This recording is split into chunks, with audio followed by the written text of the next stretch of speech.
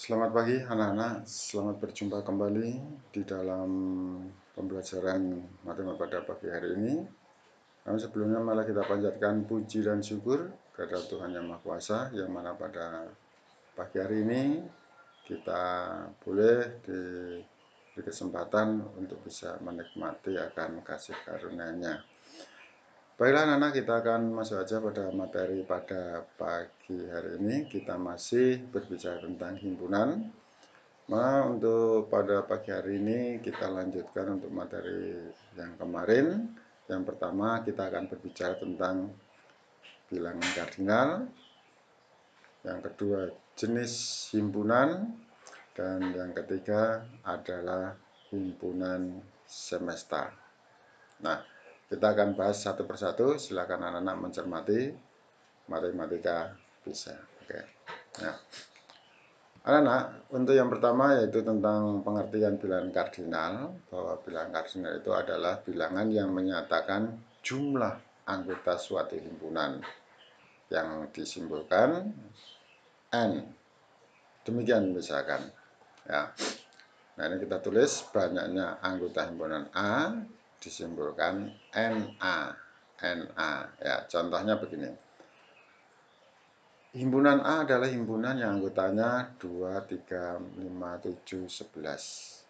Maka NA-nya adalah 5. Banyaknya anggota adalah 5. Untuk B, himpunan B adalah himpunan yang anggotanya merah, kuning, hijau. Maka NB adalah 3. Banyaknya anggota B itu 3. Contoh yang C adalah himpunan pembentuk kata-kata matematika. Maka MC sama dengan 6 karena anggotanya adalah M, A, T, E, I, K. Ya, kita menyebutkan anggota himpunan tidak boleh double, ya, sehingga ini anggotanya adalah 6. Sedangkan yang D, dia adalah himpunan di mana X-nya itu kurang dari 5 dan X-nya anggota bilangan prima. Maka D-nya adalah 2 karena anggota bilangan prima kurang dari 5 itu adalah 2 dan 3. Oke, paham ya? Ini bilangan kardinalnya adalah 2. Oke, kita lanjutkan lagi anak-anak sekalian. Kita akan mulai tentang jenis-jenis himpunan. Yang pertama, himpunan berhingga. Apa itu himpunan berhingga? Himpunan berhingga adalah himpunan yang jumlah anggotanya terbatas. Jadi misalkan P itu adalah himpunan yang anggotanya adalah bilangan prima yang kurang dari 15. Nah, ini kata-kata kalau kita sebutkan dengan mendaftar bilangan prima yang kurang dari 15 adalah 2, 3, 5, 7, 11, dan 13. Sehingga bilangan kardinalnya itu adalah 6. Banyaknya anggota adalah 6. Tuh. Kemudian yang kedua, himpunan tak terhingga, diberi simbol seperti ini, ya, seperti ini. Himpunan tak terhingga adalah himpunan yang jumlah anggotanya tidak terbatas. Misalnya K adalah bilangan, nah, cuma kata bilangan, nah, karena banyak anggota bilangan itu banyak sekali, tidak terbatas, ya, jadi tidak ada batasannya. Nah, yang ketiga adalah himpunan kosong. Nah, kalau himpunan kosong ini ada simbolnya khusus. Ini tanda kurung kurawal buka dan tutup, tapi di tengahnya tidak ada apa-apanya. Atau 0 kemudian dicoret seperti ini. Ya. Himpunan kosong adalah himpunan yang tidak mempunyai anggota.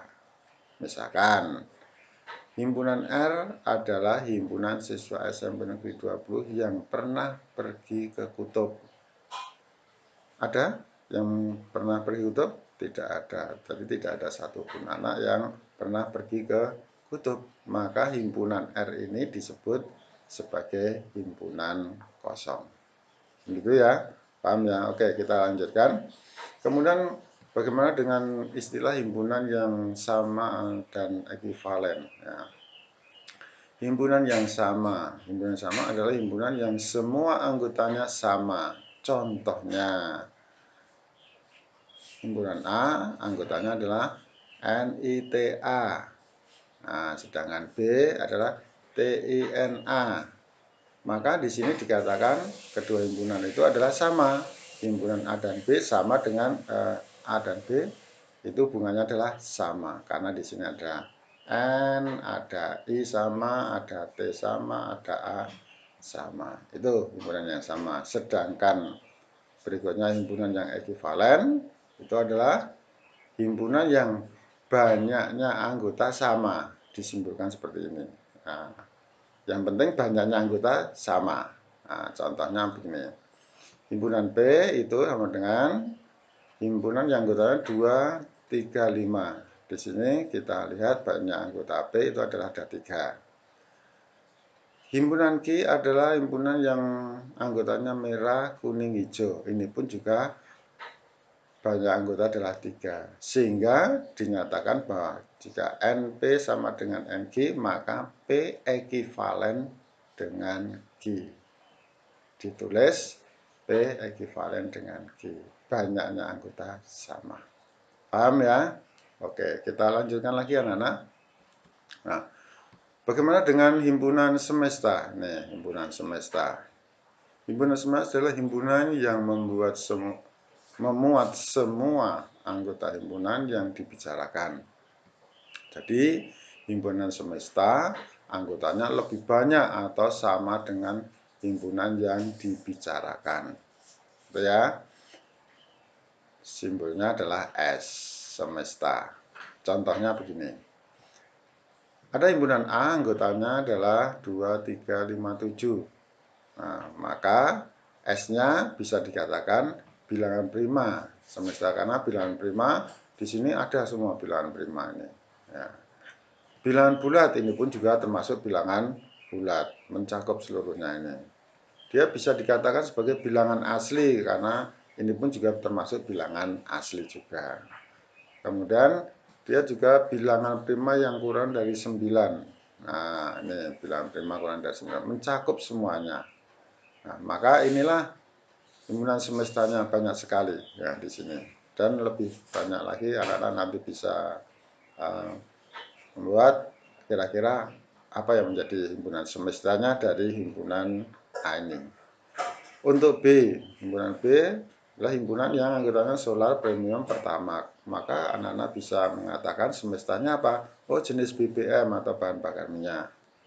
Atau bisa katakan ada solar, ada premium, ada pertamax, ada pertalite. Nah, ini ada di sana. Nah, ada semua.